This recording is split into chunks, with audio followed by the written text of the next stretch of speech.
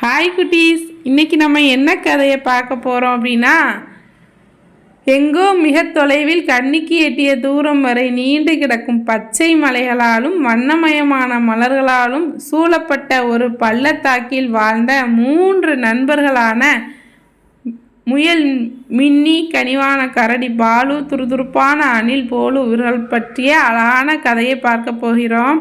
இந்த அழகான நட்பு ஒரு பெரிய சவாலை எப்படி எதிர்கொண்டது என்பதை பற்றித்தான் இந்த கதையில் நம்ம பார்க்க போகிறோம்.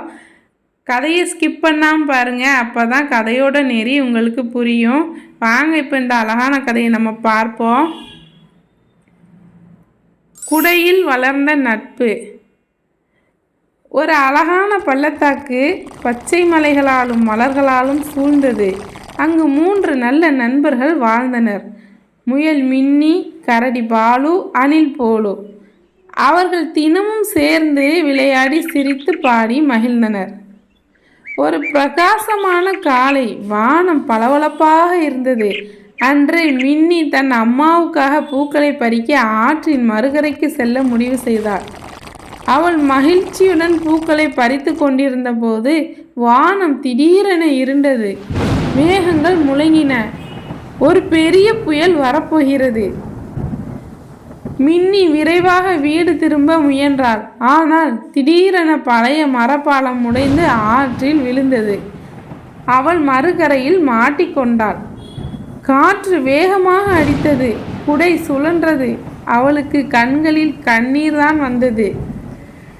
அந்த நேரத்தில் மறுகரையில் இருந்த பாலுவும் போலுவும் இதை கவனித்தனர். அவர்கள் விரைவாக ஓடிச் சென்று ஒரு நீண்ட உறுதியான கயிற்றை கொண்டு வந்தனர். பாலு அதன் ஒரு முனையை பெரிய மரத்தில் கட்டி மின்னியிடம் வீசினான். மின்னியும் தைரியமாக கயிற்றை பிடித்து ஒரு பெரிய மரத்தில் கட்டினாள். பாலுவும் போலுவும் சிந்தித்த போது ஒரு அற்புதமான யோசனை தோன்றியது.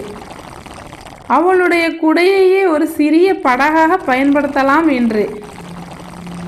மின்னி தன் குடையை கயிற்றில் மாட்டி அதில் அமர்ந்தாள். பாலுவும் போலுவும் தங்கள் முழு பலத்தையும் கொண்டு கயிற்றை இழுத்தனர். அந்த குடை மெதுவாக ஆற்றின் மீது மிதந்தது. சிப்லைன் மாதிரி பாய்ந்து மின்னியை மறுகரைக்கு கொண்டு வந்தனர். அவள் பாதுகாப்பாக வந்ததும் மூவரும் மகிழ்ச்சியுடன் ஒன்றாக சிரித்தனர்.